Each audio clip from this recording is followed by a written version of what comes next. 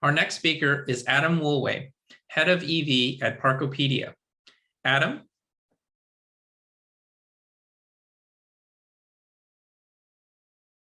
Thanks, John. Okay, is that working with Zoom now? Can you see my, see the screen somewhat? And then I make it a bit bigger for people that need a bigger screen. There we go. How's that?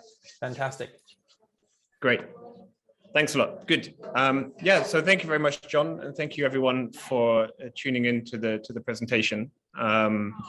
So yeah, indeed, I'm going to speak probably mostly about the pains, but there will also be some fixes coming. So driving an EV is, of course, still very much a painful process, as Nicholas in the first presentation also pointed out, and I'm going to build on a few things that he was mentioning as well.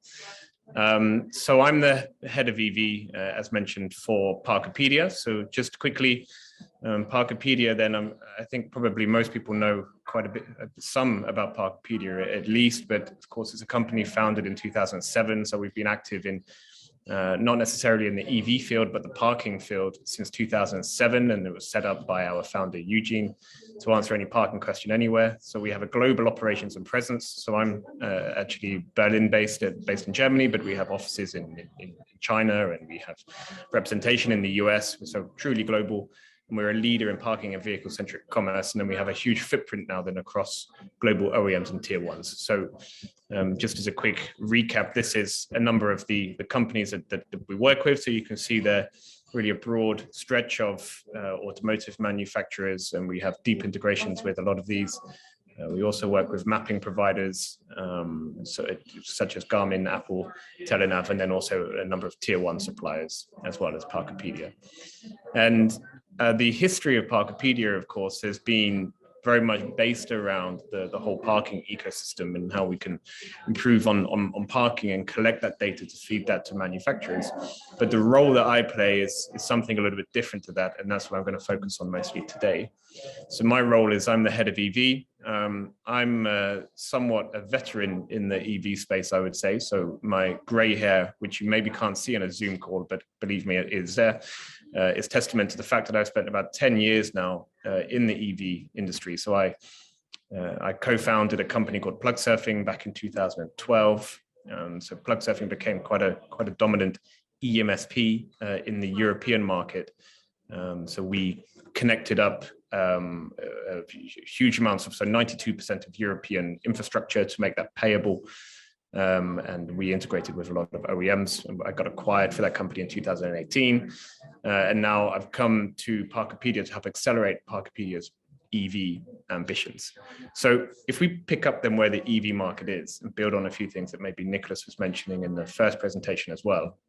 I remember the earlier days, so I can't say the early days, but I remember the earlier days of EV when starting an EV startup was probably the worst thing that you could possibly do in terms of a VC. So if we go back to around about 2012, we'd just seen companies like Better Place burn $500 million of venture capital money with battery swapping ideas that never took off. There was huge pushback against the market. No one really believed that the market was going to come. And I think I owe a lot of my happiness over the last few years to what was then the Dieselgate scandal. And if we look at what happened since 2016, then there has just been a complete 180-degree turn in where we are now with electric cars and that belief about whether the EV is going to come. So as was mentioned previously, we see that there's different dynamics that we can see here that will push the EV market. So one of these is that it's government-led. So there's huge amounts of governments around the world, especially in the US and in Europe, that are pushing for phase-out targets of ICE vehicles, whether that's Canada in 2035 or the US states in 2030 to 50, and then looking at, of course, like leaders in Europe in 2025, Norway. They're phasing out ICE targets and probably getting there even before then. And then the same Sweden, Ireland, UK, wherever you look, there is a government who is pushing for a mandate to remove combustion engine cars or ICE vehicles from their roads. Now, at the same time, as we know, the industry is not sleeping on this. So we can see that Huge amounts of OEMs have net zero targets for 2050 in line with the climate agreements that have been put out. And you can see that companies like Jaguar, for example, are saying that they're going to make that switch away from combustion engines as early as 2025. 2030, we see a whole bunch more. And these are not just the new trendy OEMs that are coming in like Tesla or NIO, but we're talking about the old-fashioned OEMs who have built up their history and their whole engineering dominance in combustion engines. That is now changing, of course, to move towards electrification. So this is an interesting dichotomy that we see now, that we can see that this is coming. The electric car is absolutely coming. There is no going back on that. We've got governments wanting it. We've got the market wanting it, and we've got the OEMs pushing it. But then we need to have a look at what is going to happen to the real user. So if we take this back and we look now at that, once governments are going to start pushing for EVs, once the manufacturers are going to start looking at EVs, then what does the future of the electric car driver look like? And the way I like to think about this is, we startups, OEMs, people that come to Covisa meetings, we like to sit around and talk about mobility as this concept, as this whole new trend which is happening. But the actual fact is, it's probably the majority of people that aren't involved in this, so what we might call ordinary people, probably don't talk in these concepts of mobility. These are just people that want a car, and they want to use that car in order to get somewhere, whether that's a shopping appointment, whether that's taking the kids to school, whether that's a dentist appointment, whatever it is, they just need to be able to rely on their car. And it might not have been their first choice to get an electric car. They might be happy with their petrol car, but because government's changing this, because society is changing and the dynamics of the industry is changing, they are now going to have to learn to use this electric car, and they need a good experience when it comes to charging. So one thing that sometimes gets left out of this equation when we talk about how the market is changing is, how does that mean the user is going to change? And if we look back at when I started in the EV industry, then it was clear that there was a certain type of person that was buying an electric vehicle around 2012, 2013, when we had Tesla, the BMW i3. These people, it's not on the slide here, but probably were generally male. They were rich people. They had an age around about 40 to 50, something like this. People with a bit of disposable income that were interested in cars. They would use it as a second car. They had a private parking space. If we look at a German example, they would have lived in Brandenburg rather than in Berlin, had their own car. They were so on the outskirts of the city, and they would have been able to charge their car at home. And they were interested in technology, and they were pioneers. So they were people that actually enjoyed having a bad experience charging an electric car. And they enjoyed having that experience because for them, that meant then that they could find solutions for it. They could talk about those issues that they had. And they enjoyed being the sort of pioneer that wanted to go and feel that they were a first mover in something. Now, this is completely changing, and we can see this changing now, especially as car prices are coming down, as we're getting that price parity between the electric battery and the combustion engine. And we're seeing now that instead of just being affluent people on the road, electric cars are something which will appeal to all car owners, right? Instead of having second cars and then you rely on the combustion engine car to take you on your holiday or to where you really want to go for somewhere important, instead of that, electric cars are becoming the main car that a household would have. If you look in Norway, for example, which in EV terms is a good few years in the future, this is already happening. These people also don't have private parking. So like me, I'm someone, I live in the city of Berlin. I live in an apartment. I have to do all of my charging, so 100% of it on street with a public charging point. So do many other people. In London, for example, this was recognized that a third of people in the UK, I should say, a third of people don't have access to home charging. Yet we as a government or as an industry are expecting those people to have an electric car. So it's no longer just the tech-savvy pioneers that want to go out and find problems and tweet about them and try and get followers on LinkedIn by posting articles about how difficult their charging experiences were, but instead it's the mass market. It's the people that just need to get somewhere and want to make sure that that charging experience is as easy as what they were doing with fuel, so petrol or diesel, in the years before. Now that's understood that that's where we want to get to, but there is a big problem that we have. And this is that charging a car is an absolute nightmare, and especially charging that car in public. And this is a huge problem for all OEMs to face, because you've got now departments dedicated to electrification, to selling electric cars. You've got dealerships who are dedicated to electric cars.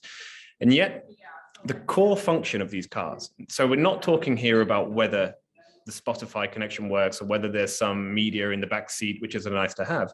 We're talking about the core function of that car, as Nicholas from Aiden also mentioned, is absolutely terrible. So I've just gone through a little bit of a user journey here just to dictate some of the problems that we might find. And, you know, I drove my car to the Curvisa event here today, and I've had numerous of these issues on the way as well. So first of all, when you find a charging point, so often charging points can be small and discreet. So a lot of, if we look at what's happening in the UK now, the UK government's just mandated that they need 300,000 new charging points, and most of these are going to be small plugs in lampposts, in street lights. So it's great that there's going to be more charging points, but they're very difficult to find. Often as well, if anyone who has an electric car and uses apps or location services, they will know this, and you know, it won't be anything new to them. But if you haven't driven an electric car, you may then also be surprised to know that the GPS coordinates that you often get for the charging points in your navigation or in your apps, these are often wrong. So the reason being is because the data suppliers that supply that charging point often don't validate that information, or the data comes from the charging point manufacturer themselves, who hasn't installed that charging point themselves, but they've asked someone else to do it. And somewhere along the line, the quality of the data gets mixed up. What happens at the end is that data gets passed through to the navigation unit. The driver is trying to find a charging point, and they find that actually the charging point they need in order to get home, because they've got 2% of battery left and they've got a long way to go, the charging point they need is actually 100 meters around the corner, behind a bush or wherever it might be, and they can't find it. And then you have another problem where not all charging points are for members of the public. So we're seeing increasingly now, for example, that we're getting electric taxis in city centers. This means that there are certain numbers of charging points which may be reserved for private uses, maybe reserved for taxis as one example, but there isn't a good, reliable service out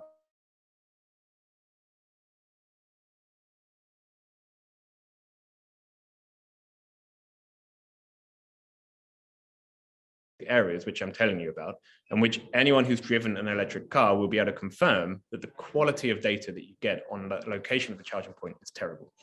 Once you've found that charging point, there are other issues. How do you know if it's the right plug, for example? So maybe this one is fading out a little bit, but you still have certain cars with what's called CHAdeMO connectors, others with CCS connectors. You need to make sure you have that correct data. That data is sometimes wrong. Once you get there, how do you know if that charging point is the right speed, or what is the real speed of that charging point going to be? So we can always tell you, for example, or users can often guess what the maximum speed of a charging point might be, because it'd be written on there, so 150 kilowatts. But what is the actual performance of that charging point historically? How do we really know how much that's going to charge? What is the grid connection like there? How can we get that accurate information? It's very difficult to get at the moment. Is the charging point available is another one, for example. So quite often you have services which provide real-time availability, but how real-time is that? Is that really telling me what's available now? Or is that telling me what's going to be, what was the situation 10 minutes ago when the API decided to update?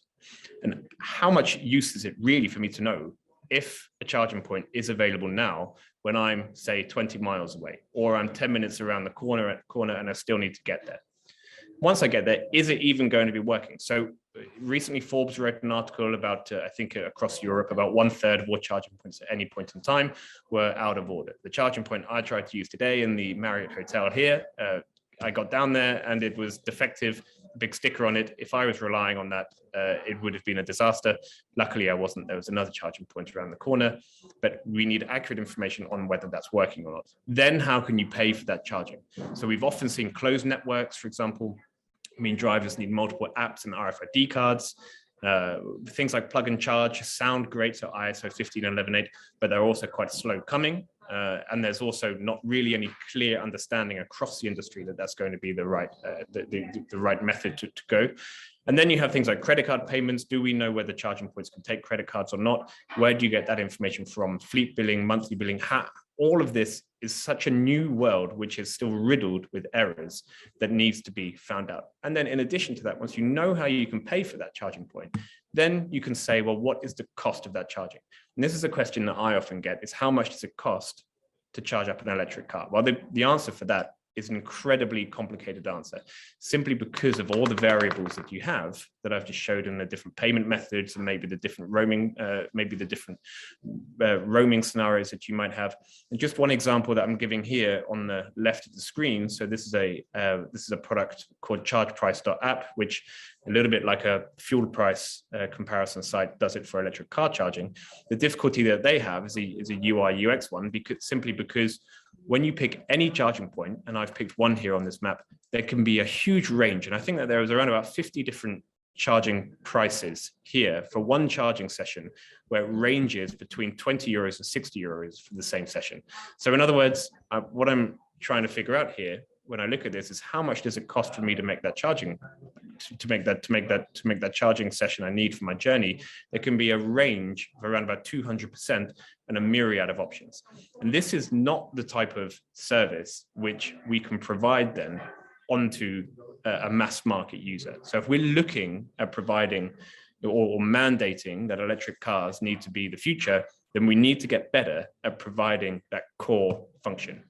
So we also tested this ourselves. So it's not just about me talking about this being as an EV driver myself, but at the same time, Parkerpedia staff carried out what we call the ground truth tests. So we went and looked around Paris, London, Turin, Florida, Munich. We had a few good vacations going around looking at different EV spaces, and found that a lot of that information was wrong. Some of the reasons I've just mentioned already, that CPOs, for example, so the charge point operators, are not a reliable source of providing the source information, so that's often wrong. EMSPs might be the companies that help with the transactions of payment, so whether that's companies like Plugsurfing or DCS, but the quality of the data which they provide for the POI is also not their priority. So sometimes that isn't checked and it's not correct. You can't really rely on that from a data perspective. And then you have lots of other smaller companies out there who are aggregators that simply don't have the resources to manage this huge workload that is involved in making sure that all of the increasing charging infrastructure across the world is documented and is checked and is provided to the user in a way that can be useful. So one of the main issues that are there with EV is that when you sell a solution to an OEM, for example, that OEM wants a global solution. So they want to get the breadth of the solution. But when you're a user and you need a charging point, then what you really need to know is a deep local knowledge. So it's no use knowing that if I'm in Germany, it's no use knowing that there is a charging point in Guadeloupe. But what I need to know is that one right in front of me, is it going to work, and is it going to work now? And that type of data that an OEM needs to get in order to provide onto its user is incredibly difficult to come by and can potentially be very resource intensive. Now, mentioning a lot about the problems, what I haven't even mentioned yet is how we believe, and I believe, that this situation that we have is about to get much, much more complex. So of course, I've given you a whole load of problems which are out there at the moment. But what we're likely to see now in the future going forward is a 10 times increase in infrastructure needed in major markets. So the UK government, again, released their white paper 2 weeks ago. They said that they need to increase public charging points by 30,000 to 300,000 by 2030. And then we're seeing similar statements now coming out from the French governments, German governments, wherever it might be. So if we're already struggling to cope with the amount of data which is out there at the moment for electric car charging, and we're already struggling as an industry to validate that data, this is going to get much, much worse, 10 times worse perhaps.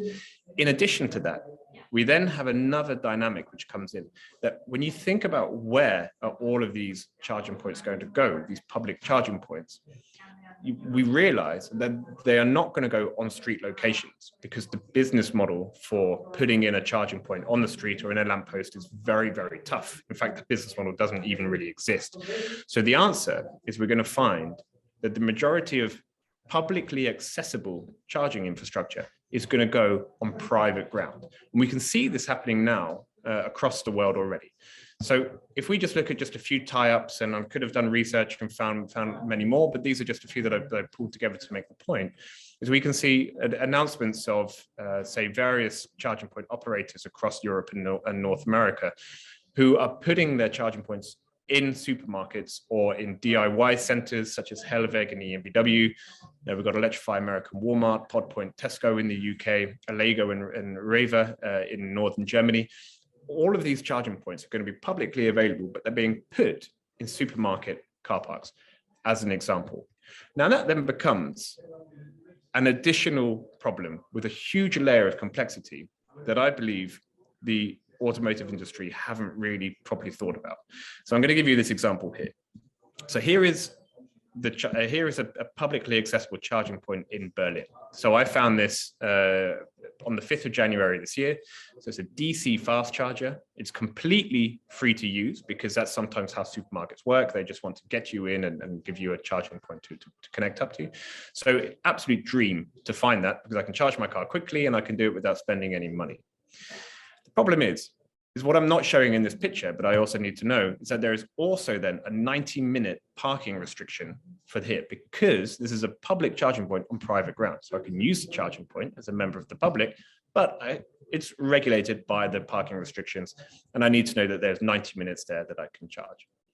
What is also not shown is that just to the side of that charging point and the sign of the restriction is also a car park barrier, which will come down on a Sunday and not allow me to get to my car or will not allow me to get in there and park. And currently, you will not find any POI database out there that provides you reliably this information of where the parking location is with the charging location. And if we keep in mind that this is going to become an increasingly big problem, then it's something which we need to start to tackle and solve. Because if we don't solve it, then you end up with articles like this. So this was 12 days after I took my picture in Berlin. We see in a UK broadsheet, the Guardian, that we can see that an electric car driver did in fact charge their car at a Lidl supermarket, this time in the UK, and they overstayed for too long. They ignored the parking restrictions because they weren't informed of that, and they received a fine of £90. So, around about $100, €100, whatever it might be. Similar here in the Express, another driver charged £120 this time for charging their electric car. And this is something where I could find several other examples to back up this point. We're seeing this issue where the driver needs to know the location details as well as all of the charging details as well for the POI.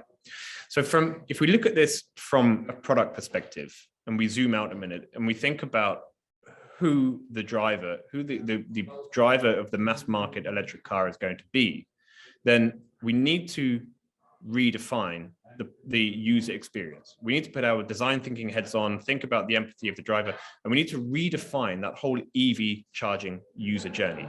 And the reason we need to do that is because I fundamentally believe that for a mass market user experience, the OEMs and the other service providers out there need to provide both the parking and the charging data. So in other words, not just the locations of the charging points, and not just if that charging point is available, or what the plugs are, or what the payment methods are. That's all fine. That's great. But also, what is the restrictions on the location? Is there a parking barrier? How long can I park there for? Is the parking lot open long enough for me to charge my car based on the amount of charge that I need in order to continue my journey? So this is then why I'm doing this work now with Parkerpedia and why I joined Parkerpedia. Is because Parkerpedia is already a global leader in parking. So we already provide parking location data for 89 different countries, 70 million spaces, 15,000 cities. We do it for off-street parking, on-street parking around the world. We provide static data. So for example, the location of the parking lot and the pricing of the parking lot, the dynamic data. So we're forecasting, of course, the availability of the parking spaces. Is there going to be a parking spot available for me when I get there? What's the parking pressure of a certain area? And then we do that to such an extent now that 50% of all new cars built in the EU, and I think it's 25% globally, have Parkerpedia services installed. So what we're doing now then, and this is where we get to the fixes of some of the pains of public charging. So I spend most of my time talking about the bad news. The good news is that we can do this by building up our Park and Charge combined API, so our Park and Charge product. And this is what I believe was going to help bring the EV experience into the mass market. So we do this by, let's just start on the right-hand side first of all. So we already have that leadership position in parking data around the world. We already have a number of OEMs relying on the EV. A number of OEMs relying on the high quality parking data that we have. So then in addition, we can then take the EV POI base layer, so the aggregators which are out there, or the source data from the charging point operators. So in other words, we take that data where most people finish and we use that as our starting point, and then we go and validate that data. We invest money into remote verification, into computer vision software, into satellite imagery, into any innovative technique that we've used in parking already that has brought us to this position. And we use that same position then for EV POI to ensure that the EV POI which we provide is not only about right, but is good enough for that mass market experience when the electric car driver of the future doesn't even want to think about electric car charging. They just want it to be that simple, and as simple as they had with petrol. Once we do that, we then add, of course, on top the dynamic data. So to make sure that we have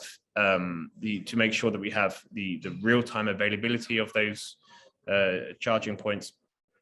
And then we can use our data science team to build up forecast models, and then eventually to provide prediction models as well for EV charging. So that with that one API, that means that we can provide data on not just the EV charging location, but also the whole parking location as well, and make sure that when we tell someone, a driver, that they can charge their car, then they would be able to do that seamlessly and without much effort. In addition, just another department of Parkerpedia, something which I find particularly interesting, is we're also then building up our indoor mapping capabilities as well. So we are building point clouds of indoor car parks. And the reason that we're doing this is because we believe, so fundamentally we believe that the future of the car is going to be, the future of parking is going to be autonomous valet parking, so AVP. And that, of course, becomes a huge challenge in terms of parking in indoor locations when there is no GPS. So we need indoor maps in order to be able to provide the intelligence in the car and allow those cars to park themselves.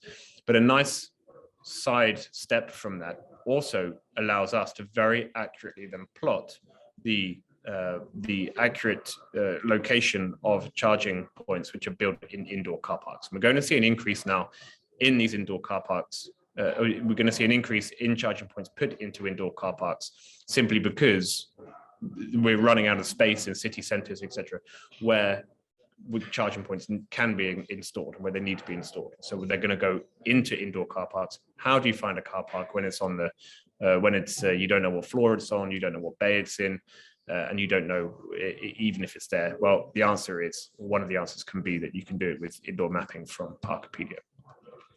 In addition, we've spoken a little bit about payment as well. So in the past, so payment, of course, is one of these problems still for electric car driving. So it's not uncommon. Happened to me exactly today as well, that you turn up to a new location. So I'm in Leipzig at the moment. I've never driven my electric car here. There are charging points. I found some that worked in the end. But once I get there, I don't know whether the card or the app that I use and I'm registered with is going to work, because I don't know if there is a agreement between the charging point operator and the payment service that I have. And this is a big problem which is still not solved. So how are we trying to fix this with Parkerpedia now then is by using our single sign-on transaction platform. So we then embed into the car our single sign-on payment platform, which can be used for multiple in-vehicle domain services. So whether that's paying for parking, which of course we've been doing for a number of years now, or whether that's paying for digital fueling or EV charging or tolling. So the way that we're building that up is very similar to the way that we have done with parking, where we integrate parking operators like Easy Park or Spot Hero into our orchestration platform. That's one way that we can do it. Similar to that for EV, we're now also then working on building up and integrating with what we call the EMSPs in the EV space. So companies, like DCS, for example, companies like Plugsurfing, they play this EMSP role, which allows drivers to pay for charging. We integrate them into our payment orchestration platform. So that's a little bit of a tour about a number of the problems which I see in the EV industry, and this applies equally to the US market, the North American market, as much as it does across the European market.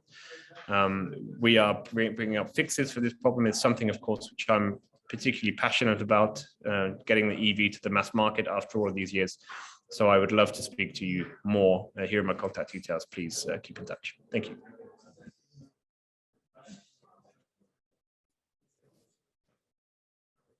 Great, thank you, Adam.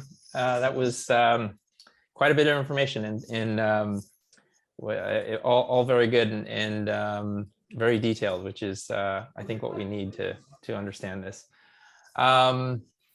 Great. We're let me check to see if there were any questions for you. Currently, there were no additional questions.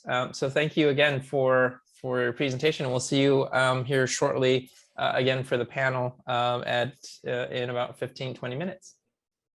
Great. Thank you.